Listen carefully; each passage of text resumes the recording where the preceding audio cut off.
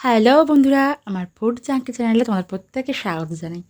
আমি আজকে আবার হাজির হয়েছি তোমাদের জন্য ঝটপট মজাদার টেস্টি চিকেন স্ন্যাক্স রেসিপি নিয়ে। So let's go. এখানে 3টে পেঁয়াজ, আদার টুকরো 2 গাঁট, কাঁচা লঙ্কা 3টে, টমেটো 2টো আর রসুন 10 থেকে 12টা নিয়ে আমি এই চপারে দিয়ে এটা চপড করে নেব। এদিকে আমি চিকেন নিয়েছি, বোনলেস চিকেন 500 গ্রাম নিয়েছি। চিকেনটা ছোটো ছোটো করে টুকরো করে কেটে নিয়েছি। চিকেনটা ভালো করে ধুয়ে জল ঝরিয়ে নিয়েছি। এবার এর মধ্যে আমি চপড করা মশলাটা দিচ্ছি, যেখানে আদা, রসুন, টমেটো, কাঁচা লঙ্কা, পেঁয়াজ সমস্ত কাঁচা মশলা দিলাম, সেটা আমি দিয়ে দিলাম। এরপর দিচ্ছি 1 টিস্পুন পরিমাণে হলুদ গুঁড়ো, লঙ্কার গুঁড়ো, জিরের গুঁড়ো, ধনে গুঁড়ো, আর দিচ্ছি এখানে পরিমাণ মতো নুন। এখানে 3 টেবিল স্পুন সয়া সস দিয়েছি, আর দিচ্ছি 5 থেকে 6 টেবিল স্পুন মতো কর্নফ্লাওয়ার। এই সমস্ত উপকরণগুলো দিয়ে এরপরে আমি এর মধ্যে দিয়ে দেবো, এখানে আমি 2 টেবিল স্পুন সাদা তেল দিয়ে দিচ্ছি।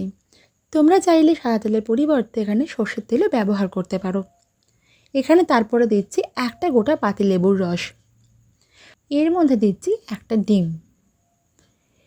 এই সকল উপকরণ দেবার পর আমি এবার এটাকে হাতের সাহায্যে ভালো করে চিকেনের সাথে সমস্ত মশলাগুলো মাখিয়ে নেব।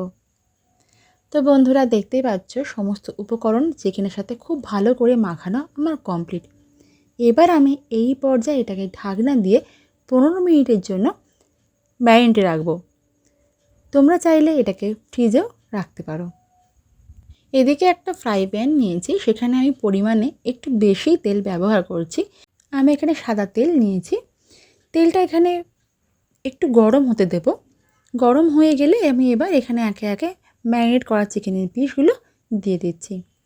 এখানে কিন্তু খেয়াল রাখতে হবে যে সমস্ত চিকেনের পিস কিন্তু একবারে একসাথে দিয়ে এখানে ভাজা যাবে না, যেহেতু এগুলো পাকোড়া, তাই একটু গ্যাপ রেখে এগুলোকে ব্যাচ ওয়াইজ ভেজে নিতে হবে।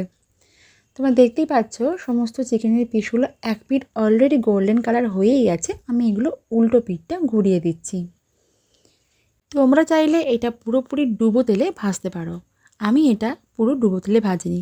চিকেনের পাকোড়াগুলো আমার ভাজা কমপ্লিট। আমি এবার প্যান থেকে ওনাটা পাত্রে তুলে নিলাম। এই প্যানে দেখো অনেকটা পরিমাণে তেল রয়েছে। এই তেলেতেই কিন্তু আমি আমার বাকি সমস্ত চিকেনের পিসগুলো ভেজে নেব একইভাবে, একই তেলে।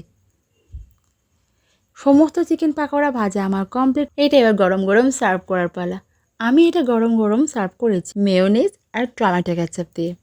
তোমরা এটা এইভাবেও সার্ভ করতে পারো, আর বাড়িতে তোমরা চাইলে সস বানিয়ে নিতে পারো। যদি তোমরা বাড়িতে সস বানাতে চাও আর সেই রেসিপি যদি তোমরা চাও আমি তোমাদের সাথে শেয়ার করি, তাহলে তোমরা কিন্তু আমাকে কমেন্ট সেকশানে কমেন্ট করে জানাতে ভুলো না বন্ধুরা।